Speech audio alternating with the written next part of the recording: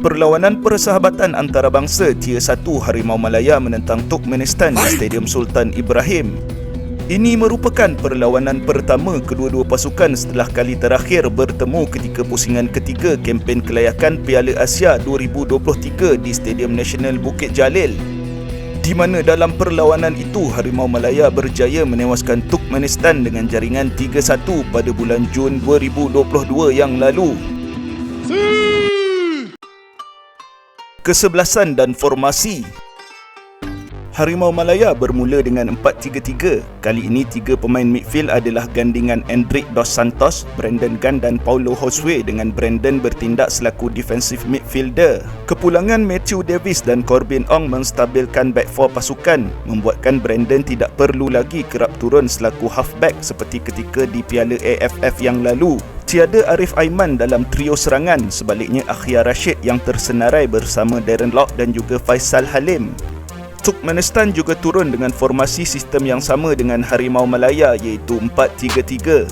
Sebenarnya corak permainan atau gameplay kedua-dua pasukan agak mirip. Harimau Malaya dan Turkmenistan cuba bermain dari bawah, playing out from the back. Jarang sekali dilihat penjaga gol melakukan tendangan jauh. Separuh masa pertama, klip ini menunjukkan contoh Harimau Malaya ketika playing out from the back dan bagaimana Turkmenistan cuba bertahan dalam defensive shape 4-3-2-1 mereka. Bagaimana dengan satu hantaran kepada Faisal Halim yang berada di wide area sisi kanan, Harimau Malaya berjaya menjanakan serangan yang agak berbahaya juga. Lagi contoh Harimau Malaya playing out from the back dalam klip ini dan bagaimana Turkmenistan mula menekan dengan high pressing.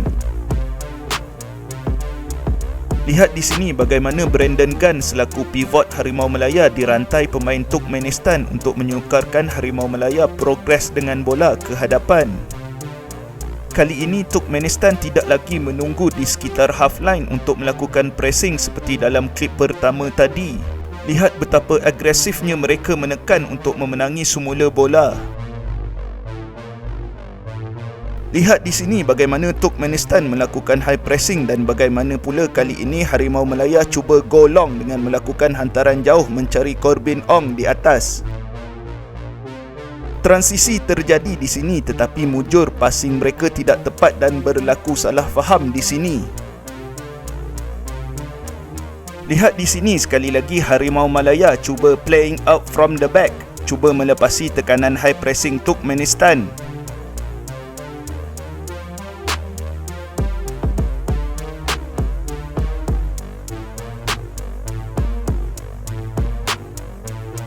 Dengan Brandon Gunn mengambil peranan sebagai pivot, sebagai titik rujukan untuk membantu pasukan progres dengan bola ke hadapan. Di sini Akhyar seharusnya boleh melakukan layoff atau wall pass kepada Brandon untuk melancarkan serangan dan agar tidak hilang bola. Sayangnya first touch beliau heavy lalu transisi terjadi dan posesi bola berpindah kepada Turkmenistan.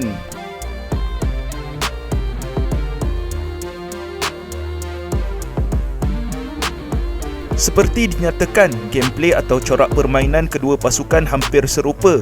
Lihat di sini bagaimana Turkmenistan pula yang cuba playing out from the back dan Harimau Malaya pula cuba melakukan high pressing.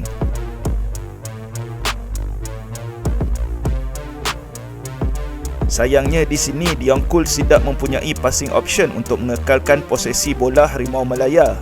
Sebenarnya Harimau Malaya juga tidak konsisten dengan high pressing. Beberapa ketika Harimau Malaya berada dalam defensive shape 4-2-4 di mid block apabila sama ada Endrick atau Paulo Josue menyertai trio serangan selaku first line presser.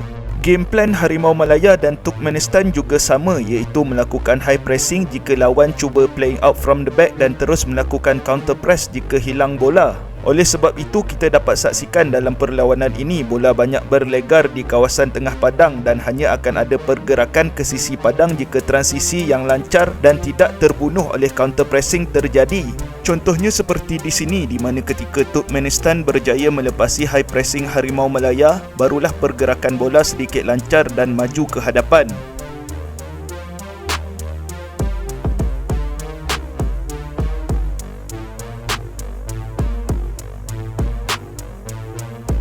Juga contoh dalam klip ini di mana Turkmenistan berjaya transisi lalu menyerang melalui central area dengan gerakan pass and move. Rembatan berjaya dilepaskan dan setelah itu terus melakukan counter press untuk menang bola di dalam half pasukan lawan.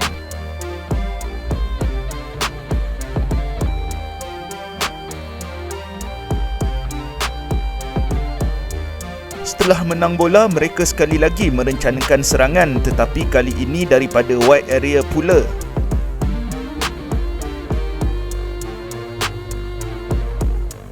Dan ini adalah bagaimana gol tunggal Harimau Malaya terhasil daripada transisi menerusi central area. Endrick membuat pilihan passing yang tepat kepada Corbin. Lihat bagaimana Akhya melakukan diagonal run terlebih dahulu untuk kekal onside dan bagaimana hantaran Corbin ke ruang di belakang defensive line Turkmenistan memerangkap lawan.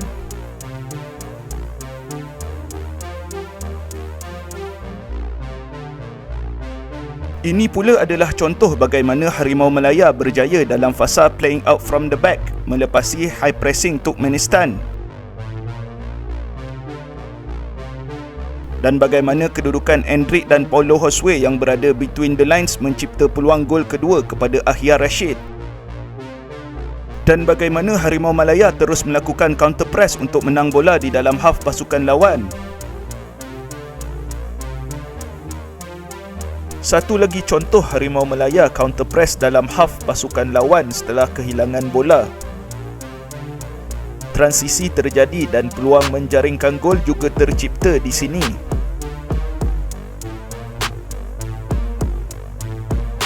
Seperti dinyatakan, Harimau Malaya tidak melulu melakukan high pressing. Ada ketikanya mereka menanti di sekitar half line dalam defensive shape 4-2-4.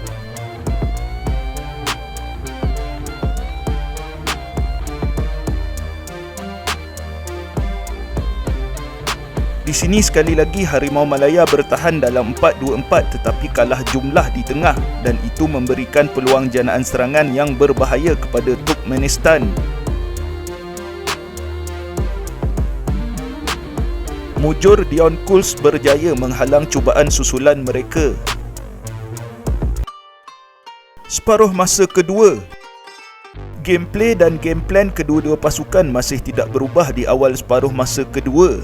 Turkmenistan masih playing out from the back dan Harimau Malaya masih cuba menghalang fasa tersebut dengan high pressing.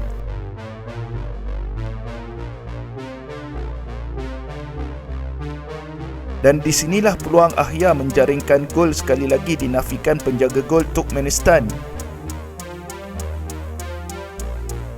Klip ini satu lagi contoh Harimau Malaya melakukan high pressing dengan intensiti yang sama seperti di separuh masa pertama untuk menyukarkan Turkmenistan.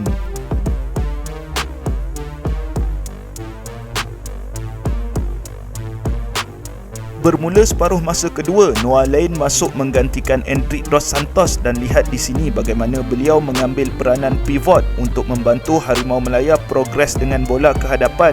Lihat di sini beliau tenang untuk keluar daripada high pressing Turkmenistan meski dikepung 3 pemain lawan. Corbin juga berjaya menggelecek seorang pemain Turkmenistan untuk memberikan hantaran kepada Akhyar yang melakukan rembatan untuk menambah koleksi gol beliau namun gagal.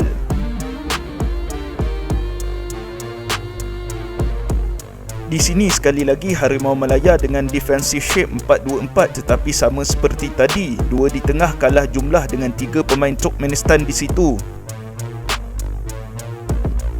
Dan Turkmenistan berjaya melakukan serangan berbahaya kepada Harimau Malaya. Mereka berjaya memenangi semula bola clearance daripada Dion Kuls dan kembali merencanakan serangan. Kali ini mereka switch play ke sisi kiri padang pula. Sekali lagi satu cross ke dalam kotak penalti Harimau Malaya berjaya dikeluarkan Dominic Tan dan mujur volley ini tidak tepat ke sasaran. Klip ini menunjukkan Harimau Malaya sekali lagi bertahan dalam 4-2-4 di sekitar half line.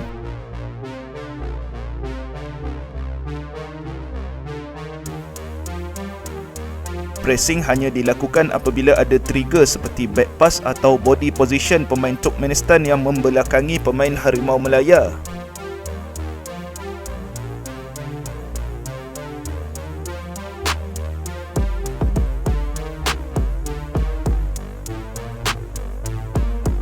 Di sini Noah Lane sekali lagi mengambil peranan pivot untuk membantu pasukan progres dengan bola ke hadapan.